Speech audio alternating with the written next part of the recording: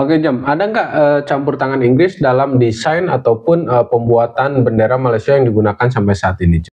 Ya, ada campur tangan Inggris dalam desain bendera Malaysia, terutama pada awal pembentukannya. Nah, Malaysia ini masih punya keterkaitan dan ketidakbebasan untuk menentukan, dan ada kaitannya dengan Inggris. Seperti apa kaitannya? Setelah menjadi negara persemakmuran, apakah Inggris masih punya hak-hak tertentu atau hak spesial atau hak khusus atas Malaysia, Jam? Halo Jam, selamat malam Jam. Selamat malam, Dani. Ada yang bisa aku bantu malam ini? Oke, seperti biasa Jam, kita mulai lagi podcast hari ini. Cuman di sini saya tidak punya topik khusus, jadi saya pengen langsung aja dengar cerita tentang bagaimana sih sejarah kemerdekaan Malaysia. Saya pengen cerita lengkapnya versi kamu Jam. Oke, Dani. Jadi sejarah kemerdekaan Malaysia itu menarik banget. Malaysia mendapatkan kemerdekaannya dari Inggris pada tanggal 31 Agustus 1957. Prosesnya dimulai dengan negosiasi antara pemimpin Malaysia waktu itu dengan pemerintah Inggris. Salah satu tokoh penting dalam proses ini adalah Tunku Abdul Rahman yang kemudian menjadi Perdana Menteri pertama Malaysia. Proses menuju kemerdekaan ini juga dipengaruhi oleh gerakan nasionalisme yang berkembang di Malaysia. Banyak kelompok etnis, termasuk Melayu, Cina, dan India, bersatu untuk memperjuangkan kemerdekaan dari penjajahan Inggris. Setelah melalui berbagai perundingan, akhirnya Malaysia resmi merdeka pada tahun 1957. Kemerdekaan ini menjadi momen penting dalam sejarah Asia Tenggara dan memberikan inspirasi bagi negara-negara lain di kawasan tersebut. Sistem pemerintahan Malaysia setelah kemerdekaannya adalah sistem monarki konstitusional dan parlementer. Malaysia memiliki kepala negara yang disebut Yang di-Pertuan Agong yang dipilih setiap 5 tahun dari antara Sultan atau Raja-Raja Melayu. Sistem parlementernya terdiri dari 2 kamar, Dewan Rakyat, Majelis Rendah, dan Dewan Negara, Majelis Tinggi. Anggota Dewan Rakyat dipilih melalui pemilihan umum, sementara anggota Dewan Negara sebagian besar diangkat oleh pemerintah negara bagian dan Yang di-Pertuan Agong. Perdana Menteri adalah kepala pemerintahan dan biasanya berasal dari partai atau koalisi yang memperoleh kursi terbanyak di Dewan Rakyat. Jadi, sistem ini menggabungkan elemen-elemen monarki dan demokrasi parlementer. Ada yang ingin kamu tahu lebih lanjut tentang sistem ini? Oke Jam, nah yang saya dengar kan Malaysia itu diberikan kemerdekaan oleh Inggris atau menjadi negara persemakmuran Inggris. Nah yang saya pengen tahu adalah seperti apa dan apa yang dimaksud dengan negara persemakmuran gitu kan. Lalu apa bedanya dengan Indonesia yang merdeka secara mandiri atau secara utuh sepenuhnya? Apa perbedaannya Jam? Oke Dani, jadi istilah negara persemakmuran atau Commonwealth itu merujuk pada organisasi sukarela yang terdiri dari negara-negara yang dulunya merupakan bagian dari Kekaisaran Inggris atau yang memiliki hubungan sejarah dengan Inggris. Negara-negara ini, termasuk Malaysia, tetap memiliki hubungan yang erat dengan Inggris, tetapi mereka adalah negara yang merdeka dan berdaulat.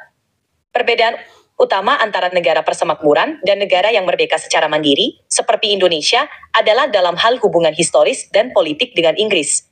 Indonesia merdeka secara penuh dan independen dari penjajahan Belanda pada tahun 1945 tanpa ada hubungan formal sebagai negara persemakmuran. Negara persemakmuran, meskipun merdeka, tetap memiliki hubungan simbolis dan kadang-kadang diplomatik dengan Inggris. Misalnya, mereka memiliki Yang di-Pertuan Agong sebagai kepala negara yang dipilih dari antara Raja-Raja Melayu, dan mereka juga mengakui Inggris sebagai simbol persatuan dalam persemakmuran. Jadi, intinya, meskipun Malaysia adalah negara merdeka, ada elemen hubungan historis dan simbolis dengan Inggris yang masih berlanjut. Setelah menjadi negara persemakmuran, apakah Inggris masih punya hak-hak tertentu atau hak spesial atau hak khusus atas Malaysia, Jam? Setelah Malaysia menjadi negara persemakmuran, Inggris tidak memiliki hak-hak khusus atau kekuasaan langsung atas Malaysia. Malaysia adalah negara merdeka dan berdaulat sepenuhnya. Hubungan antara Malaysia dan Inggris lebih bersifat sebagai hubungan internasional yang normal antara dua negara merdeka. Sebagai anggota persemakmuran, Inggris dan Malaysia memiliki hubungan yang didasarkan pada kerjasama ekonomi, pendidikan, dan budaya, tetapi tidak ada hak-hak khusus atau otoritas politik yang dimiliki Inggris atas Malaysia. Hubungan ini lebih kepada kerjasama dan pertukaran dalam berbagai bidang yang menguntungkan kedua belah pihak. Jadi, intinya, Inggris tidak memiliki hak khusus atas Malaysia setelah kemerdekaan Malaysia.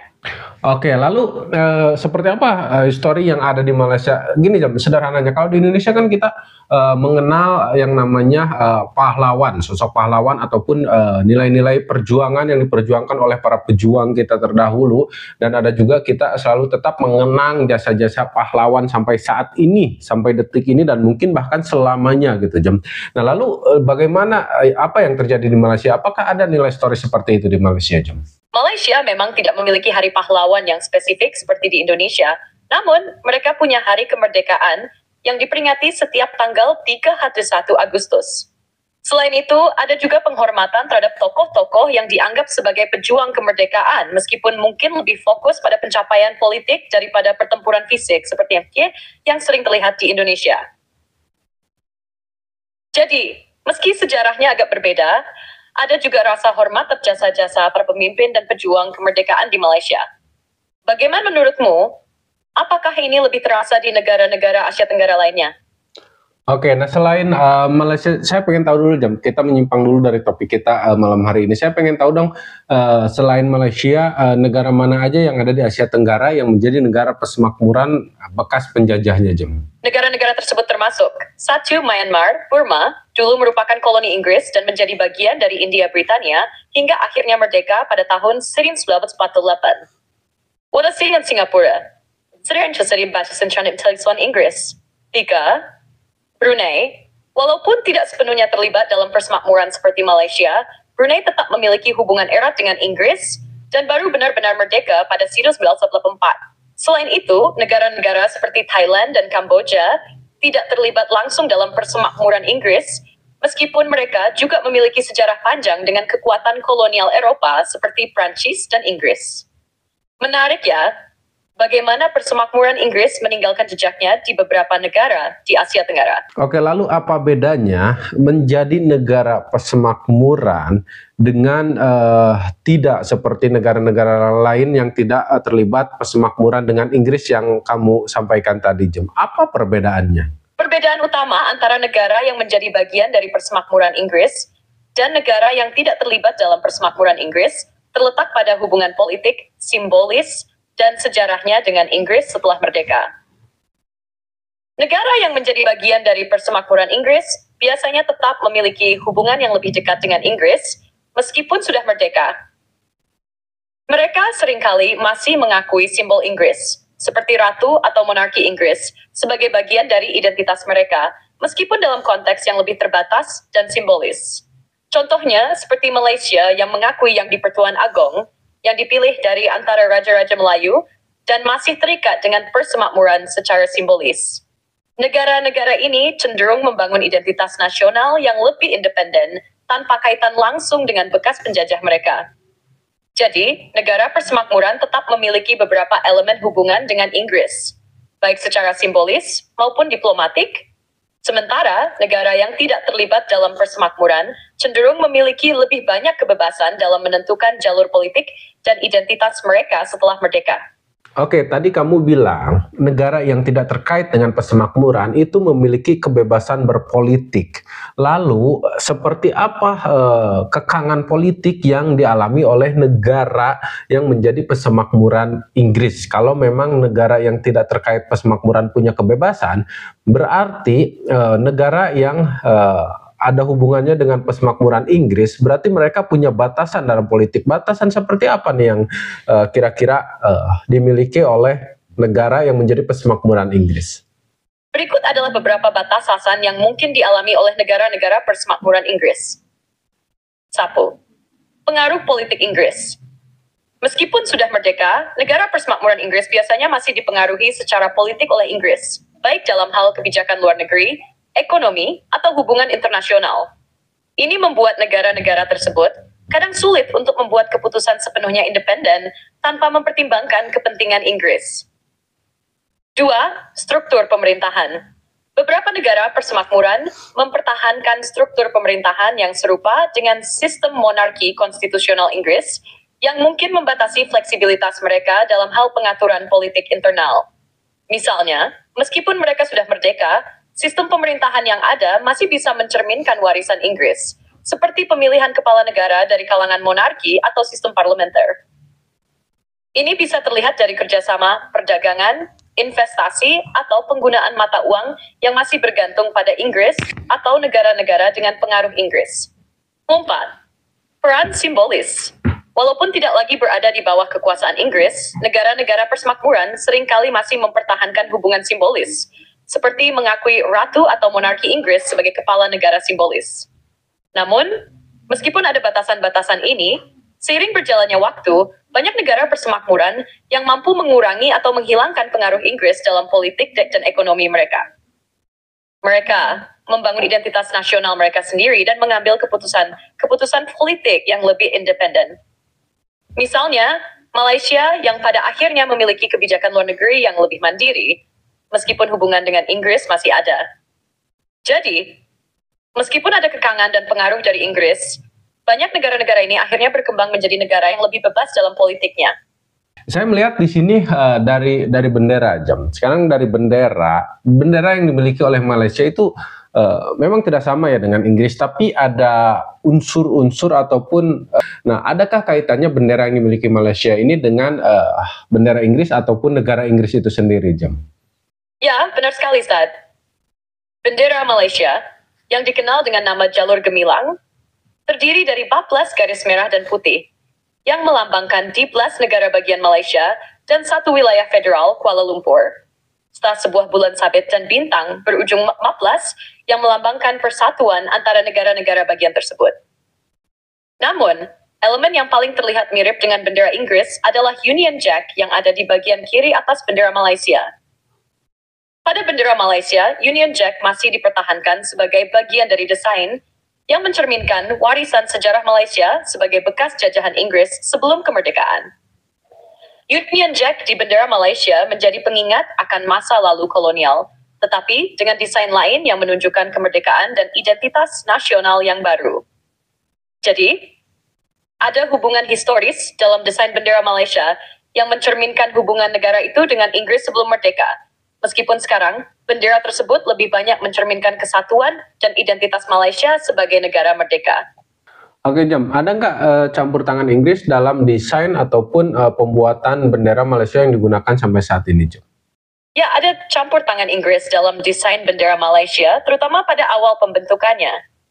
Bendera yang digunakan Malaysia saat ini, yang dikenal dengan nama jalur gemilang, pertama kali diadopsi pada tahun 1963, saat Malaysia terbentuk melalui penggabungan Malaya, Singapura, Sabah, dan Sarawak. Desain ini menunjukkan warisan kolonial Malaya dan hubungan erat dengan Inggris. Namun, setelah Malaysia merdeka pada tahun 1957, meskipun bendera masih mempertahankan elemen-elemen tersebut, terjadi perubahan. Saat pembentukan Malaysia pada tahun 1963, bendera tersebut diperbaharui menjadi jalur gemilang, dengan penggantian elemen-elemen tertentu, seperti penambahan bulan sabit dan bintang bersudut 14, yang melambangkan persatuan negara-negara bagian dan wilayah federal yang membentuk Malaysia. Jadi, meskipun bendera Malaysia yang kita lihat hari ini tidak sepenuhnya hasil desain dari Inggris, ada pengaruh besar dari bendera yang digunakan selama era kolonial Inggris di Malaya. Union Jack di sudut kiri atas pada bendera Malaysia yang pertama, serta unsur-unsur lain, menunjukkan keterkaitan sejarah dengan Inggris dalam desain bendera negara tersebut. Oke, sorry Jam, apa yang dimaksud dengan Union Jack itu, Jam?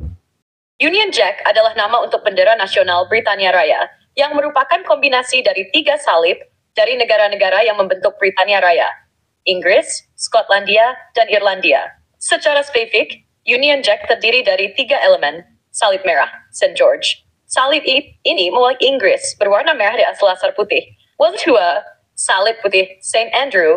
Salib latar putih ini melambangkan Skotlandia. 3. Salib merah St. Patrick. Salib merah dengan latar putih ini melambangkan Irlandia. Union Jack pertama kali diterima pada tahun 1906, ketika Inggris dan Skotlandia bersatu menjadi satu kerajaan. Dan desain ini kemudian diperbarui pada tahun 1911 setelah bergabungnya Irlandia ke dalam Britania Raya. Meskipun sering disebut Union Jack, nama resmi bendera ini adalah Union Flag.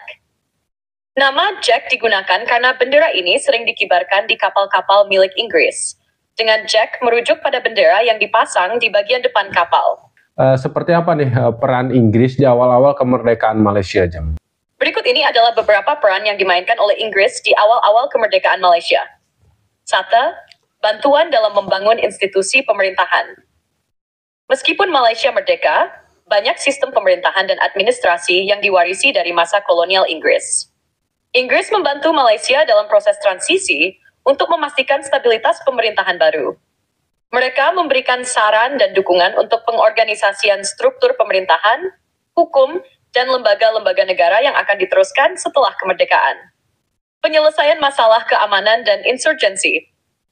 Salah satu peran Inggris yang penting setelah kemerdekaan Malaysia adalah membantu mengatasi ancaman komunis yang muncul di Malaysia pada tahun 1948. Komunis yang berjuang untuk menggulingkan pemerintah berusaha untuk menciptakan kekacauan setelah kemerdekaan.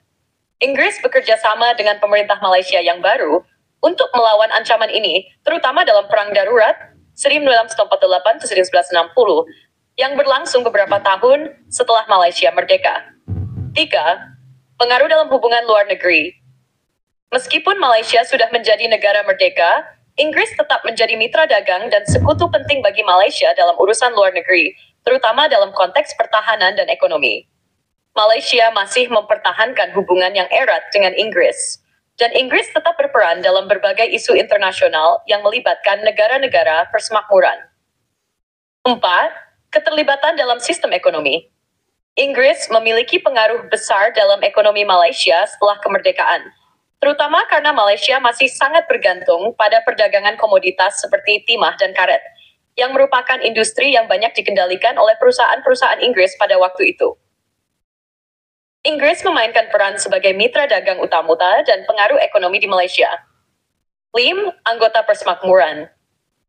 Setelah kemerdekaan, Malaysia menjadi anggota dari Persemakmuran Negara-negara Commonwealth of Nations yang dipimpin oleh Inggris. Hubungan ini mengarah pada pengaruh Inggris yang terus berlanjut dalam bidang diplomatik dan kultural.